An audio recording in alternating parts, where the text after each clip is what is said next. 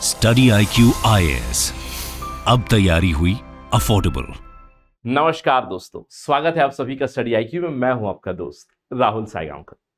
दोस्तों, रोज की तरह आज हम हमारी एनसीईआरटी की डिस्कशन कंटिन्यू करते हैं। आप जानते हैं कि हमारी एनसीईआरटी की साइंस सीरीज के ऊपर डिस्कशन चल रहा है, जहां पे हमारा फोकस है क्लास 6, क्लास 7 और क्लास 8 की साइंस एनसीईआरटी को स्टडी करना थरोली। उसके बाद क्लास 9 और क्लास 10 में हम लोग थोड़े से बायोलॉजी से जुड़े हुए इंपॉर्टेंट कुछ फेसेट्स पढ़ेंगे। 11th और 12th में तो बायोलॉजी के ऊपर ही हमारा कंप्लीट फोकस रहेगा, यानी कि जो भी एडवांस, जो जेई के लिए एडवांस एग्जामिनेशंस के लिए जो फिजिक्स और केमिस्ट्री की जरूरत है, हम लोग उसको अवॉइड करेंगे, क्योंकि वो जरूरी नहीं है यूपीएससी सिविल सर्विसेज एग्जामिनेशन के दृष्टिकोण से। ठीक है, तो आप जानते हैं कि हमारा 6th का डिस्कशन चल रहा है। 6th की साइंस एनसीईआरटी की हम लोग डिस्कशन कर रहे हैं। ऑफ कोर्स बीच में एक छोटा सा पॉज लगा था, आप जानते हैं, बट हम लोग रीस्टार्ट जरूर कर चुके हैं, तो रेगुलरली क्लासेस होंगी। और आप जानते हैं कि हम लोगों ने अभी 13 चैप्टर्स कंप्लीट किए थे। पिछले डिस्कशन में आपने मैग्नेटिज्म के बारे में जाना होगा, राइट? मैग्नेटिज्म, मैग्नेटिक इंडक्शन क्या होता है, मैग्नेट्स क्या होते हैं, मैग्नेटाइट क्या है, लोडस्टोन्स क्या होते हैं, मैग्नेट के इस्तेमाल किस तरह के हैं, इन सभी चीजों के ऊपर हम लोगों ने डिस्कशन की थी। और आज हमारी चर्चा कंटिन्यू होगी एनसीईआरटी साइंस की, जहां पे हम लोग चैप्टर 14 यानी कि पानी के बारे में डिस्कशन करने वाले हैं। पानी का केमिकल सिंबल है H2O, तो वाटर के ऊपर हम लोग डिस्कशन करेंगे। प्राइमा फेसी सबको लगेगा कि यार ये चैप्टर बहुत ही आसान है, पानी के बारे में सारी चीजें जानता हूं, बट नॉनदलेस हम लोग क्योंकि बेसिक से बिल्ड कर रहे हैं, तो एनसीईआरटी में जो जो चीजें दी हुई हैं उनके ऊपर फोकस रहेगा, और उसके साथ ही साथ उन चीजों का इस्तेमाल करते हुए हम लोग आगे कैसे बिल्ड करेंगे, इसको भी हम लोग समझने वाले हैं। तो चलिए चैप्टर 14 की शुरुआत करते हैं। पानी के बारे में जानते हैं, पानी से जुड़ी हुई जो भी चीजें हैं एनसीईआरटी क्लास 6 में, उसके बारे में डिस्कशन शुरू करते हैं। लेकिन उससे पहले छोटा सा संदेश है सभी के लिए जो भी यूपीएससी सिविल सर्विसेज परीक्षा की तैयारी कर रहे हैं। यूपीएससी सिविल सर्विस एग्जामिनेशन 2024 की अगर आप तैयारी कर रहे हैं या फिर तैयारी करने की आशा रखते हैं, आकांक्षी है, यूपीएससी एस्पिरेंट है, तो आपके लिए प्रोग्राम बना है हमारा फाउंडेशन बैच 3, फाउंडेशन बैच 2024 का बैच नंबर 3। देखिए, ये कॉम्प्रिहेंसिव और अफोर्डेबल बैच है, जहां पे आपकी कंप्लीट प्रिपरेशन करा दी जाएगी। 10 महीने से भी ज्यादा आपका शेड्यूल बना रहेगा, यानी कि आपकी क्लासेस शेड्यूल्ड है, कहीं पे आपको रिलोकेट करने की जरूरत नहीं है। घर बैठे आप अपनी प्रिपरेशन कर सकते हो। जैसे आप अभी यूट्यूब पे हमें देख रहे हो, वैसे ही हमारे प्लेटफॉर्म पे डायरेक्टली आप क्लासेस देख सकते हो, अपने मोबाइल पे, अपने डेस्कटॉप पे, अपने लैपटॉप पे। साथ ही साथ हमारी इंटरेक्शन भी होगी, यानी कि लाइव डाउट क्लियरिंग सेशन चलेंगी, राइट? आप हमारी जो प्रीवियस बैचेस हैं उनकी टेस्टिमोनियल्स देख सकते हो कि किस तरह से इंप्रूवमेंट हुई, क्योंकि हमारा उद्देश्य है कि इंटीग्रेटेड वे में प्रिपरेशन कराए, प्रीलिम्स की, मेंस की और पर्सनालिटी टेस्ट। हर मॉड्यूल के बाद आंसर राइटिंग प्रैक्टिस होती है, एक मेंटर आपके साथ रहेंगे। ये सारी चीजें, एवरीथिंग, द होल शिबैंग, जीएस की प्रिपरेशन हो जाएगी केवल इस प्राइस में, राइट? रिपब्लिक डे सेल का आपने फायदा नहीं उठाया तो प्राइजेस अभी थोड़ी सी बढ़ चुकी है, बट यू डू नो कि ये बैच क्लोज हो रहा है जल्दी ही। फरवरी 10 तारीख को ये क्लोज हो रहा है। ऑल दो इसकी क्लासेस अभी शुरू हो चुकी हुई है, बट शुरुआती ओरिएंटेशन क्लास हुआ है, बेसिक क्लासेस चल रही है अभी भी आपके पास मौका है ज्वाइन करने का। तो देर आए दुरुस्त आए फॉर्मूला इस्तेमाल कीजिएगा, जल्द से जल्द एनरोल कीजिएगा इस चीज पे। कॉम्प्रिहेंसिव और affordable package complete UPSC civil service preparation के। इसके अलावा आप जानते हैं कि आज नोटिफिकेशन आया है, यूपीएससी सिविल सर्विसेज का नोटिफिकेशन आया है आज।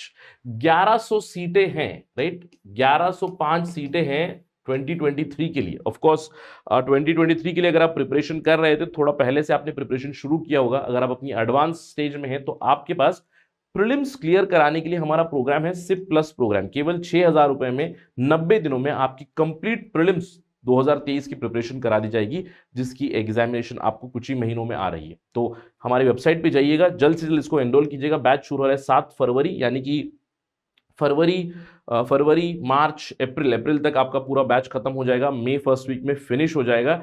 आप रेडी रहोगे एग्जामिनेशन के लिए, ठीक है? और यहाँ पे केवल 90 डेज में प्योर फोकस रहेगा एमसीक्यू के ऊपर, प्योर फोकस रहेगा प्रीलिम्स की प्रिपरेशन के ऊपर।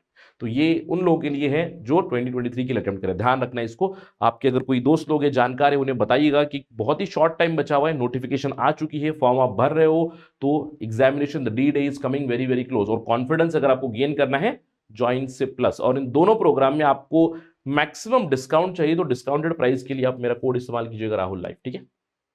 राइट, चलिए क्योंकि ये बहुत ही इंपॉर्टेंट नोटिस थी, क्योंकि आज ही यूपीएससी का नोटिफिकेशन आया, 1 फरवरी को नोटिफिकेशन आता है और इस बार रिकॉर्ड नंबर ऑफ सीट्स है 1105। काफ़ी लकी बैच कहलाएगा। 1100 सीटें, बहुत सालों बाद 1100 सीटें हैं यूपीएससी एग्जामिनेशन में, तो डू अटेम्प्ट, राइट? ठीक है, चलिए आज के हमारी डिस्कशन होने वाली पानी के बारे में। वाटर का आपको मैंने केमिकल सिंबल बताया। केमिकल सिंबल है H2O, 2 hydrogen atoms 1 oxygen atom. तो हाइड्रोजन और ऑक्सीजन मिलकर बनता है वाटर मॉलिक्यूल, ठीक है? ये केमिकल फॉर्मूला। आप जानते हैं कि पानी हमारी सर्वाइवल के लिए बहुत जरूरी है। ह्यूमंस की सर्वाइवल के लिए, एनिमल्स की सर्वाइवल के लिए, प्लांट्स की सर्वाइवल के लिए, सभी चीजों के लिए पानी बहुत जरूरी है। और आप जानते हैं कि हमारी धरती माँ में अगर हम लोग हमारे प्लैनेट को देखें, हर जगह आपको पानी मिलेगा। लैंड मास इनफैक्ट कम है, south America, north America, Africa, Europe, यहाँ पे लैंड मास आपको कम मिलेगा, पानी बहुत ज्यादा मिलेगा। इनफैक्ट पूरे विश्व में कहा जाता है 70% of earth is water itself. पानी ही पानी है हर जगह पे। हमारी बॉडी में अगर आप देखोगे, हमारी बॉडी में भी पानी ही पानी है।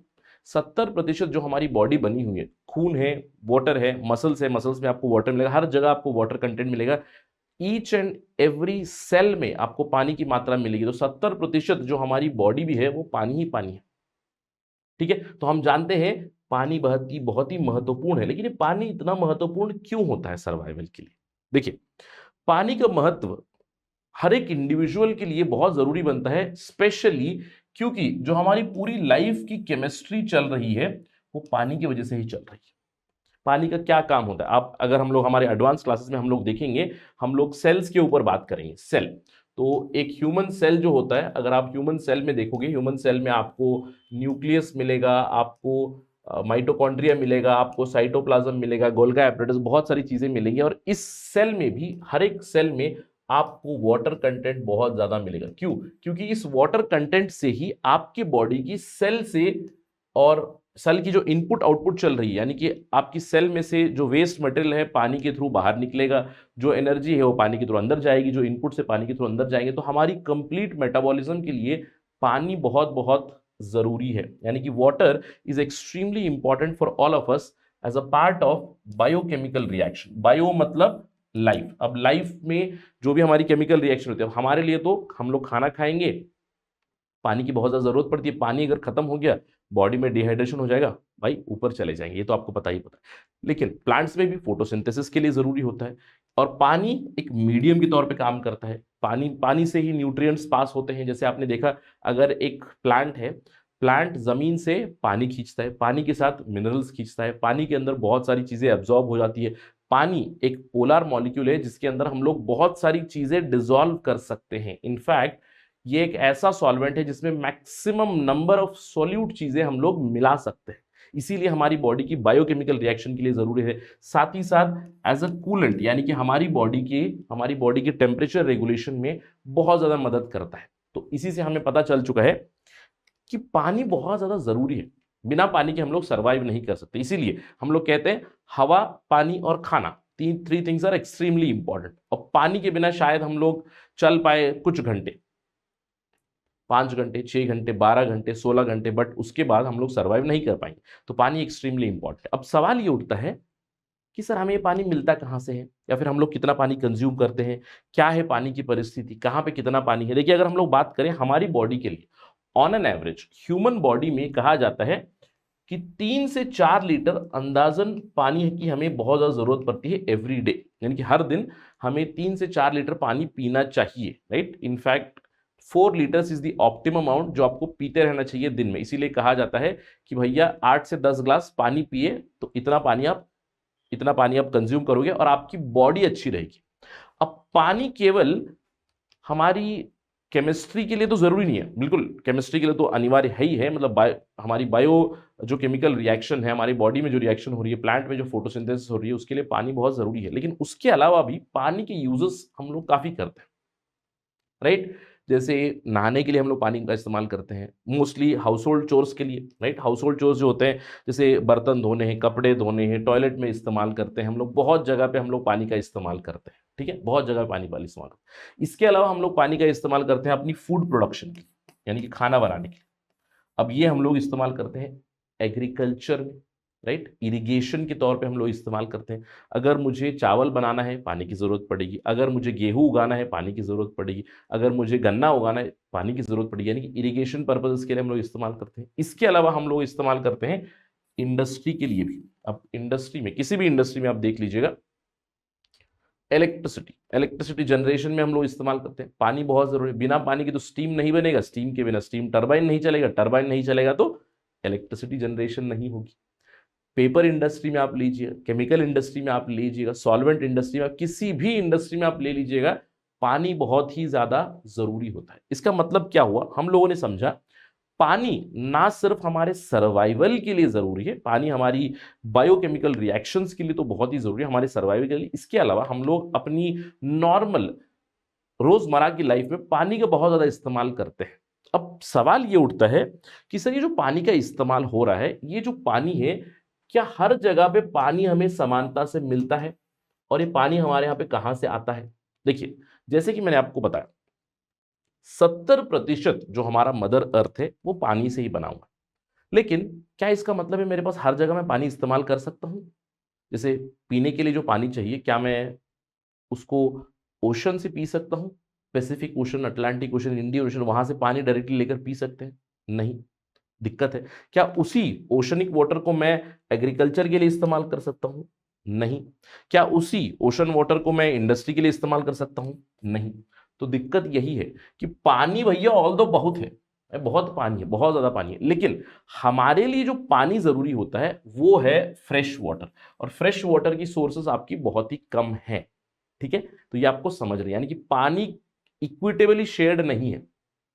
ऑल दो जो बड़े बड़े ओशन बने, बड़े बड़े जो समंदर है, उसमें तो पानी बहुत है, लेकिन हम लोग उसको इस्तेमाल नहीं कर पाते। हमें उसको इस्तेमाल करना है तो उसे फ्रेश वाटर सोर्स बनाना पड़ेगा। इसका मतलब क्या है, there are so many sources of water from where we can get, mainly oceans. अब ओशंस है, लेकिन ओशन का पानी हम लोग इस्तेमाल नहीं कर सकते। Can we drink this ocean water? Of course the answer is no. Do we stay near the ocean? अब मैं तो नहीं रहता, शायद आप अगर तटीय इलाकों में रहते हैं तो शायद आपका आंसर यहाँ पे यस होगा, बट अगर आपका आंसर यस भी है, do you still use the ocean water? The answer is still no. अब सवाल उठता है कि सर हम ओशन का पानी क्यों नहीं पीते, यानी कि ओशन वाटर के साथ प्रॉब्लम क्या है? What is the problem with ocean water? Ocean water में बहुत ज्यादा आपको डिजॉल्व्ड सॉल्ट्स की मात्रा मिलती है, क्योंकि वो सॉल्टी वाटर है। You cannot use it. आप इसको पीने के लिए इस्तेमाल नहीं कर सकते, एग्रीकल्चर के लिए इस्तेमाल नहीं कर सकते, इंडस्ट्रियल यूज के लिए इस्तेमाल नहीं कर सकते, कुछ कुछ जगह पे शायद कर भी ले, बट अगेन इन जनरल हम लोग इसको एक्सटेंसिवली यूज नहीं कर सकते। अब आपके दिमाग में सवाल भी आ रहा होगा, सर ये ओशंस सॉल्टी क्यों बने? थोड़ा सा कॉमन सेंस इस्तेमाल करेंगे, इसका भी जवाब मिलेगा। क्योंकि जब हम लोग शुरुआती दौर की बात करें, शुरुआती दौर में जब ये बड़े बड़े ओशंस बन रहे थे, तो अब बारिश की वजह से ही होगा, इवोपरेशन होगा, बारिश की वजह से होगा, लेकिन बारिश का जब पानी आता है तो सब कुछ ओशंस में जा चुका है। क्यों? क्योंकि पानी के साथ साथ बहुत ज्यादा जमीन की जो चीजें हैं, सॉल्ट जो है पानी में जो डिजॉल्व होती है, वो सारी चीजें ले गए और ओशन में जमा हो चुके हैं। इसलिए ocean water is very salty.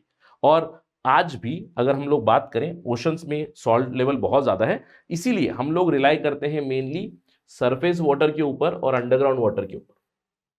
अब आपका सवाल ये होगा, सर अंडरग्राउंड वाटर में सॉल्ट नहीं होते हैं क्या? बिल्कुल होते हैं, बिल्कुल। अब सवाल ये है, is this water salty?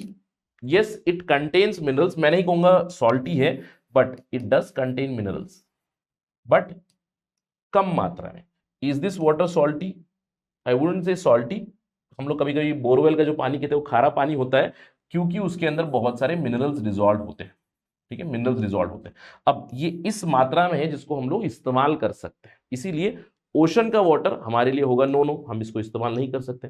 Surface का वाटर है, सरफेस का पानी मतलब जो हमारे धरती के सरफेस के ऊपर है, जैसे कि नदियां हो गई, आपकी लेक्स हो गई, पॉन्ड्स हो गए, अलग अलग तालाब हो गए, जहां से हम लोग पानी का इस्तेमाल करते हैं, पीने के पानी के लिए इस्तेमाल करते हैं, हमारी हाउस होल्ड चोर्स के लिए इस्तेमाल करते हैं, एग्रीकल्चर के लिए इस्तेमाल करते हैं, इरिगेशन के लिए, इंडस्ट्री के लिए, यहीं से मिलता है, यहां से, या फिर अंडरग्राउंड वाटर। अब अंडरग्राउंड वाटर, ठीक है, अंडरग्राउंड यानी कि धरती के अंदर जो वाटर टेबल है, वहां से भी हम लोग पानी इस्तेमाल कर सकते हैं। अब इन दोनों में अंतर क्या है? इन दोनों में अंतर है आपकी सॉल्ट की कॉन्सेंट्रेशन। ठीक है, इनफैक्ट हमारी बॉडी के लिए कुछ सॉल्ट्स या फिर कुछ मिनरल्स बहुत जरूरी होते हैं जो आपको इनमें मिलेंगे।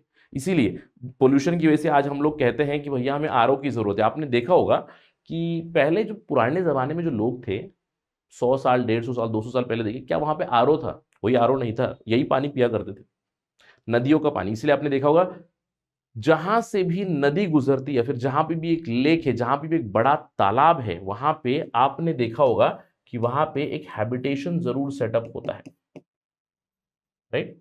तो आप इसको देखिएगा कि क्या कोई कनेक्शन है सरफेस वाटर बॉडी और इंसानी हैबिटेशन में, जहां पे बड़ी बड़ी सिटीज बनी है, जहां पे बड़ी बड़ी लोकेशन सिटीज या फिर हम लोगों ने गांव वगैरह बनाए हैं। बहुत सारे एग्जांपल दे सकते हैं यार, जैसे आपको हर जगह, जैसे कोलकाता हो गया, आपका कोलकाता हो गया, मुंबई हो गया, या फिर आपका, आप दूसरे देश में भी देख लो, न्यूयॉर्क देख लो, लंदन देख लो, हर जगह पे, लंदन में थेम्स, न्यूयॉर्क में पोटोमैक, यहाँ पे आपको कोलकाता में हुगली रिवर, बहुत जगह पे रिवर पे हम लोग हैबिटेशन बनाते हैं। तो इस तरह से आपको सोचना भी है, ठीक है? तो पानी हमारे पास बहुत है, लेकिन ओशन वाटर इस्तेमाल नहीं करते, ये हम लोगों ने एस्टैब्लिश कर दिया। अब सवाल ये उठता है कि भैया ये जो पानी हमें सरफेस पे मिल रहा है और जो अंडरग्राउंड वाटर सीप इन हो रहा है, ये उतना सॉल्टी क्यों नहीं है? यानी कि हम लोग इसको इस्तेमाल क्यों कर पाते हैं? और इसका आंसर आपको मिलेगा वाटर साइकिल। इसका आंसर आपको मिलेगा वाटर साइकिल। ये क्यों है? क्योंकि यहां पे आपको दो फेनोमेना को समझना पड़ेगा। एक फेनोमेना है इवोपरेशन, दूसरा है कंडेंसेशन। अब इवोपरेशन तो पता ही है, इवोपरेशन हम लोगों ने स्कूल 101 में पढ़ा हुआ है, राइट? साइंस 101 में बेसिक पढ़ा हुआ है कि इवोपरेशन मतलब क्या है। पानी को आप उबालिएगा, पानी को गैस पे रखिएगा, पानी उबल जाएगा और वेपर बन के निकल जाएगा। और इसीलिए हम लोगों ने ये भी जाना है, हमारे कॉमन सेंस हमें ये भी बताता है कि भैया बॉइलिंग पॉइंट कितना है पानी का? Boiling point of water is 100 degree Celsius. यानी कि 100 डिग्री सेल्सियस जैसे से रीच होता जाएगा तो उसकी बॉइलिंग पॉइंट हो जाएगी, वो लिक्विड से सीधे वेपर स्टेट में चला जाएगा। तो पहले इवोपरेशन होगा, पानी इवोपरेट होगा, उसके बाद जैसे टेम्परेचर डाउन होगा तो आपकी कंडेंसेशन हो जाएगी। कंडेंसेशन मतलब जो वाटर वेपर है, पानी का जो भाप है, वेपर है, वो वापस लिक्विड या फिर सॉलिड स्टेट में आएगा। ऑल दो अभी फिलहाल मैं यहाँ पे सॉलिड या लिक्विड स्टेट, कंडेंस स्टेट ही इस्तेमाल कर रहा हूँ, लेकिन आगे if I am not wrong NCERT 9 में आपको मिलेगा कॉन्सेप्ट कंडेंसेशन का, और एक और कॉन्सेप्ट आता है सब्लिमेशन का। तो हम लोग वहां पे उसको और भी थोड़ा डिटेल में पढ़ेंगे। कंडेंसेशन का मतलब है वेपर गैस फॉर्म से डायरेक्टली लिक्विड फॉर्म में बनना। सब्लिमेशन का मतलब है गैस फॉर्म से आपको डायरेक्टली सॉलिड फॉर्म में बनना, यानी कि आइस फॉर्म में आप बन जाते हो, ठीक है? तो बेसिक आइडिया हम लोग आगे जाके और भी इसके ऊपर ज्यादा पढ़ाई करेंगे, ठीक है?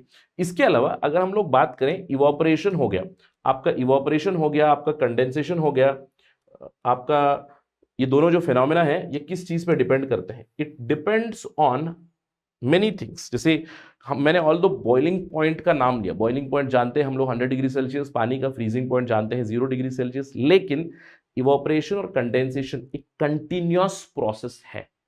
Temperature yes depends on the temperature, agreed है।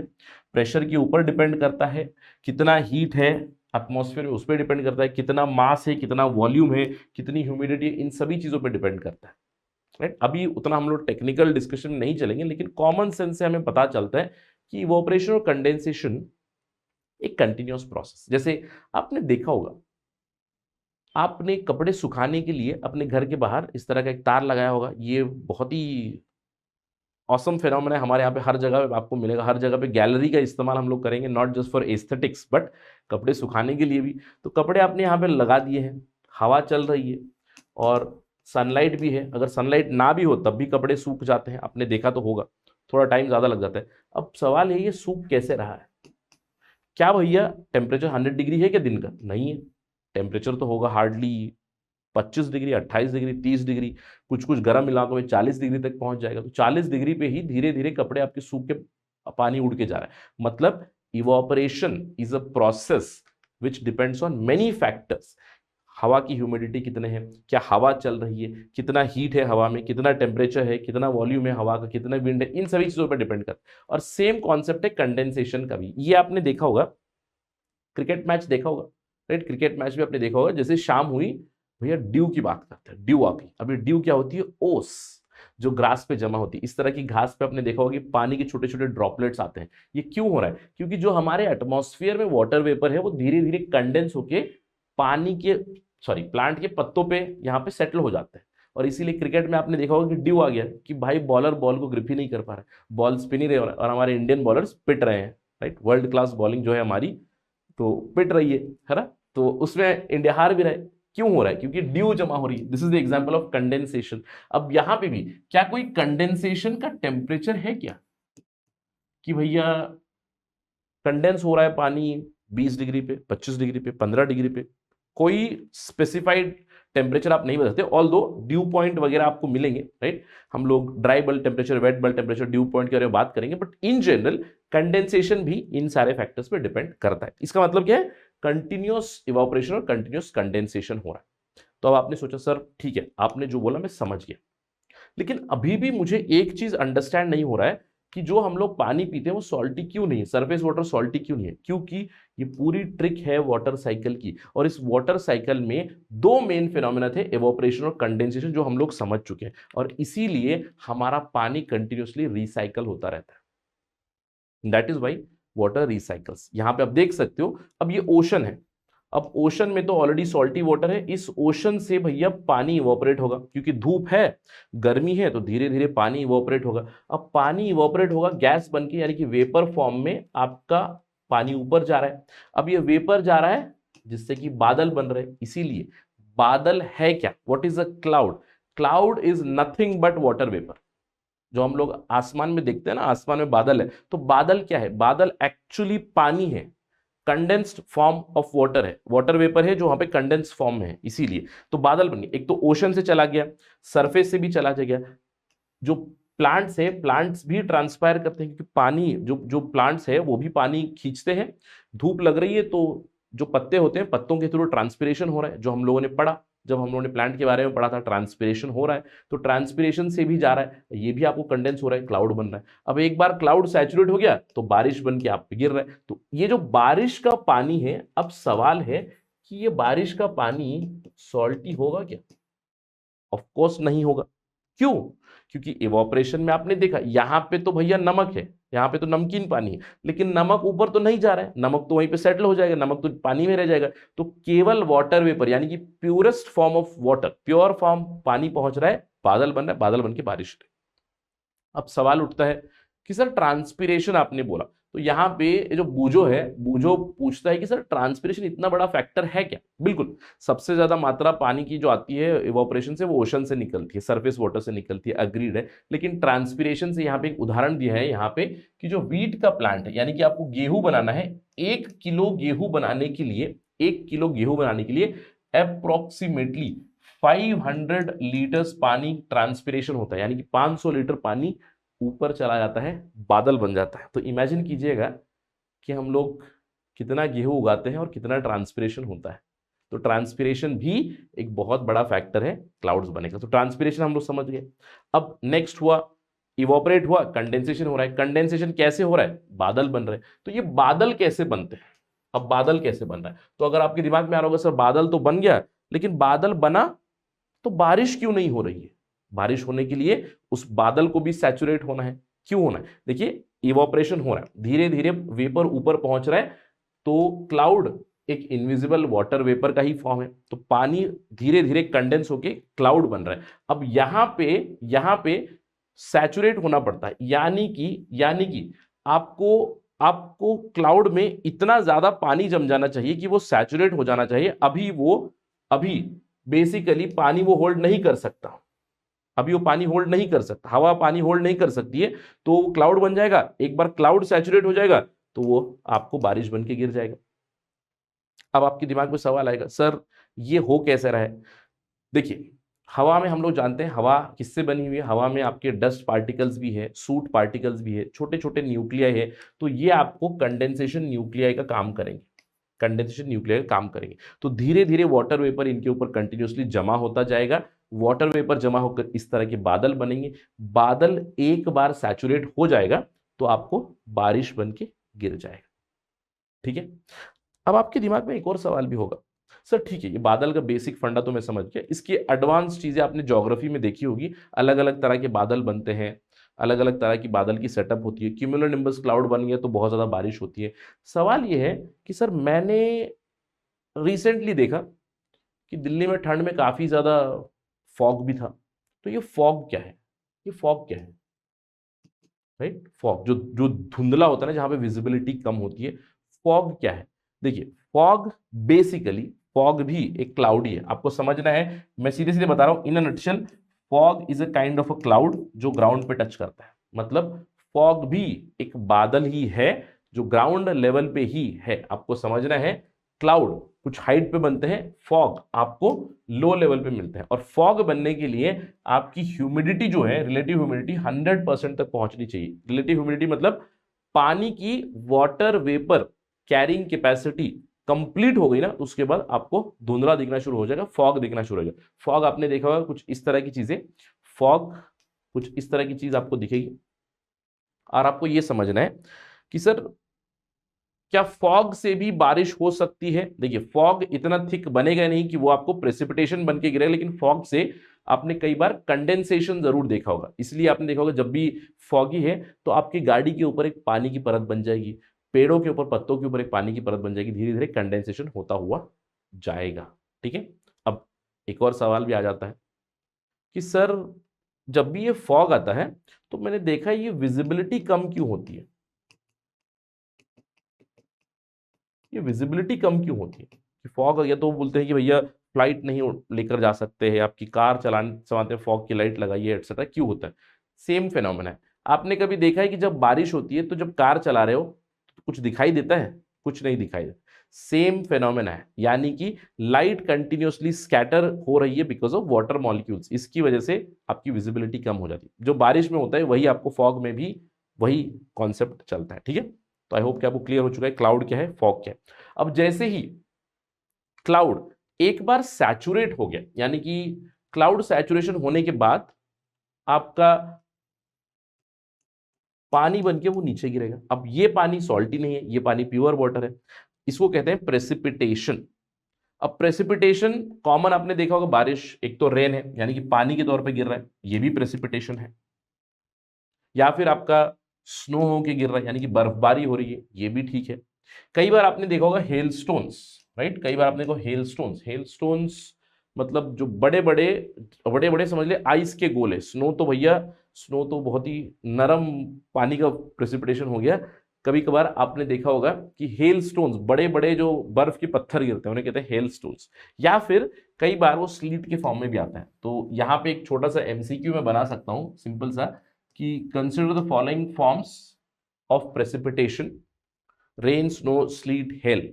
तो कौन से प्रेसिपिटेशन के फॉर्म है, चारों के चारों फॉर्म है।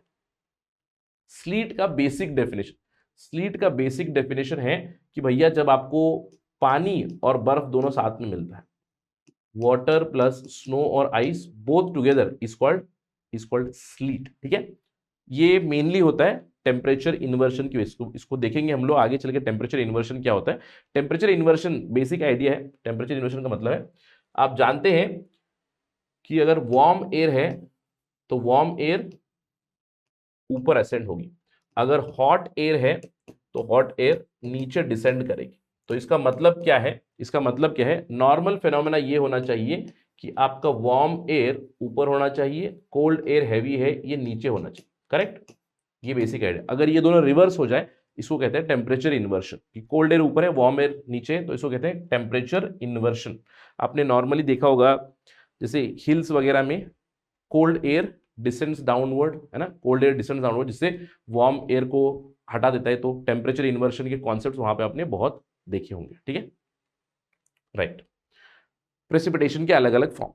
अब अगला है कि सर मैं समझ गया कि पानी जो है वाटर साइकिल में चल रहा है इसीलिए हमें फ्रेश वाटर मिलता है। तो कभी कभी क्या होता है कि जो प्रेसिपिटेशन होती है बहुत हो जाती है, तो इससे हमें कभी दुविधा भी होती है, हम लोगों ने बहुत बार देखा भी है। तो जब भी आपका बारिश बहुत ज्यादा होता है यानी कि प्रेसिपिटेशन बहुत ज्यादा हो गया, तब आपकी फ्लडिंग हो जाती है। फ्लडिंग का मतलब है ओवरफ्लो ऑफ वाटर, यानी कि बाढ़ आ जाना। ये है पिक्चर बाढ़ आने की। बाढ़ आ गया मतलब पानी का जो फोर्स होता है बहाव से सब कुछ ले जाएगा, राइट। पेड़ उखड़ जाएंगे, आपकी जो झोपड़ियां हैं झोपड़ियां उखड़ जाएंगी, गाड़ी वाड़ी बहुत सारी चीजें आप देख सकते हो। बाढ़ जब आती है तो ओवरफ्लो ऑफ वाटर आता है। तो अगर वही बारिश नहीं हुई तो सूखा पड़ जाता है, आपको ध्यान रखना है। तो फ्लड का मतलब है बारिश ज्यादा हो जाना, ड्रॉट का मतलब है सूखा पड़ जाना। तो बारिश ज्यादा हुई फ्लडिंग हो जाएगी, आपकी ड्रॉट मतलब बारिश नहीं हुई तो सूखा पड़ जाएगा। तो इंडिया में हम लोगों ने देखा है बहुत ही पेक्यूलियर सिचुएशन है पानी को लेकर कि सूखा और बाढ़ आपको एक ही समय मिल जाएगा, एक ही साथ मिल जाएगा। ये सब क्यों होता है? Mainly because of unusual timing of rainfall. ठीक है, रेनफॉल की अनयूजुअल टाइमिंग, और क्योंकि हमारे यहाँ पे मॉनसून सीजन होता है, क्वांटम ऑफ रेनफॉल जो है वो भी बहुत ज्यादा है। क्वांटम मतलब हम लोग बारिश देखते हैं केवल 3 महीनों में एक्सटेंसिव बारिश आपकी होती है। जैसे जून जुलाई अगस्त में इतनी ज्यादा बारिश होगी इन 3 महीनों में, तो पानी ज्यादा होगा तो सब कुछ सैचुरेट हो गया, आपका सॉइल सैचुरेट हो गया, आपकी पानी की बॉडी सैचुरेट हो गया, तो ओवरफ्लो हो जाएगा जमीन पे, कुछ इस तरह की सिचुएशन आ जाएगी। और यही हम लोगों ने देखा भी है कि एक ही समय पे इंडिया में हम लोगों ने देखा है कि भैया कभी आपको बाढ़ आ जाती है, स्पेशली इस तरफ बिकॉज ऑफ ब्रह्मपुत्र रिवर, और यहां पे आपको बाढ़ मिल जाएगी because of the Ganga river belt. ठीक है, 2 जगह बाढ़ग्रस्त रीजन्स आपको मिलेंगे, यहाँ पे भी वेस्ट बंगाल उड़ीसा वगैरह। लेकिन उसी समय पे आपको सूखा पीड़ित रीजन भी आपको मिलेंगे, स्पेशली सेंट्रल इंडिया में, पेनिनसुलर इंडिया में। यानी कि एक ही समय पे भारत के एक कोने में बाढ़ आ रही है, भाई दूसरे कोने में आपको सूखा पड़ा हुआ है। ये क्यों होता है? क्योंकि रेनफॉल पैटर्न की वजह से, रेनफॉल की टाइमिंग की वजह से, और रेनफॉल क्वांटम की वजह से भी ये प्रॉब्लम्स हम लोग देखते हैं भारत में, दोनों दुविधाएं साथ ही। अब इस पूरे डिस्कशन में हम लोगों ने समझा क्या? सबसे पहली चीज, पानी हमारे लिए बहुत ज्यादा महत्वपूर्ण है, पानी हमारी लाइफलाइन है, पानी हमारी बायोकेमिकल रिएक्शंस के लिए जरूरी है, हमारे हाउस होल्ड चोर्स के लिए जरूरी है, एग्रीकल्चर के लिए जरूरी है, इंडस्ट्रियल यूज के लिए जरूरी है। ये सारी चीजें हम लोग इस्तेमाल कहाँ से करते हैं? ओशन का तो इस्तेमाल नहीं कर सकते, इसीलिए हम लोग जो फ्रेश वाटर यानी कि नॉन सॉल्टी वाटर है उसका इस्तेमाल करेंगे। वो हमें कहाँ से मिलता है? सरफेस से मिलता है, अंडरग्राउंड वाटर से मिलता है। ये कहां से आ रहा है? बारिश की वजह से आ रहा है। ठीक है, अब इसका मतलब क्या हुआ? पानी को हमें बचाना चाहिए, पानी को हमें कंजर्व करते रहना चाहिए। जितना हो सकता है उतना रेन वाटर को कंजर्व करेंगे तो हमारे लिए बहुत बेटर रहेगा। और एनसीईआरटी में वाटर कंजर्वेशन का मेथड बताया गया है, कैच वेयर इट फॉल्स, यानी कि जहां पे भी बारिश हो रही है कोशिश करें उसको वहीं पे सेफगार्ड करें, उसको वहीं पे बचाए। क्योंकि हमारे लिए सरफेस का पानी और अंडरग्राउंड वाटर दोनों बहुत जरूरी है। तो हम लोग रेन वाटर हार्वेस्टिंग सिस्टम्स के लिए जा सकते हैं। जैसे आपने अपना घर बनाया है, तो घर की जो छत है, छत के ऊपर आप पानी यहाँ पे जमा करोगे, एक पाइपलाइन दोगे, पाइपलाइन से आपकी वाटर वेल को रिचार्ज करोगे, ग्राउंड वाटर को आप रिचार्ज करोगे, राइट। साथ ही साथ अपनी एक्सेस टैंक्स को आप भर लोगे, जिससे कि सरफेस वाटर पे प्रेशर ना आए, अंडरग्राउंड वाटर पे प्रेशर ना आए। तो वाटर कंजर्व करना बहुत जरूरी है।